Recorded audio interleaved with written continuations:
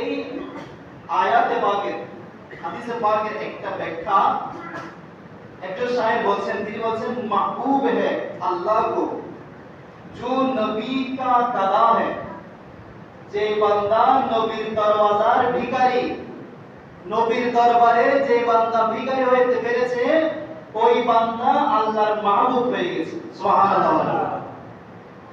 নবীর দরবারে যে ভিখারি বলেছে ওই বান্দা আল্লাহর প্রিয় হয়ে গেছে। এরপর বলছেন महबूब से प्यार करे शान उसकी औला है, যে বান্দা আল্লাহর রাসূলকে ভালোবাসবে তার মর্যাদা আল্লাহই বাড়িয়ে দিবেন। সুবহানাল্লাহ। আল্লাহর রাসূলকে ভালোবাসলে মর্যাদা কে বাড়াবেন? আল্লাহই বাড়িয়ে দিবেন। তো মা আয়েশা সিদ্দিকা রাদিয়াল্লাহু তাআলার কথা বলছিলাম যে আমার রাসূল মা আয়েশাকে সবচেয়ে বেশি ভালোবাসেন।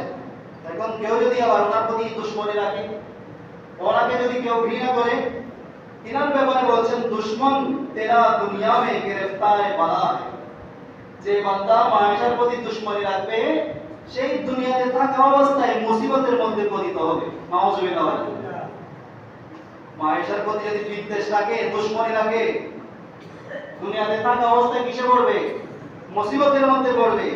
দিল মুর্দা है, ওই বান্দার আকল মরে যাবে, আকল খোরদা, অন্তর মরে যাবে, আকল বিলুপ্ত হয়ে যাবে। লিবাস উসকি সিয়া है, তার পোশাক কালো হয়ে যাবে, মানে যেদিকে যাবে সেদিকে লাঞ্ছনার শিকার হবে। নাউজুবিল্লাহ। তাহলে শুধু রাসূলকে ভালোবাসলে রাসূলের ভালোবাসার দাবি করলে হবে না। রাসূল যিনাদেরকে ভালোবেসেছেন তিনাদেরকেও আমাদেরকে কি করতে হবে? ভালোবাসতে হবে। আল্লাহ আমাদেরকে তৌফিক দান করুন। সবাই বলুন আমিন।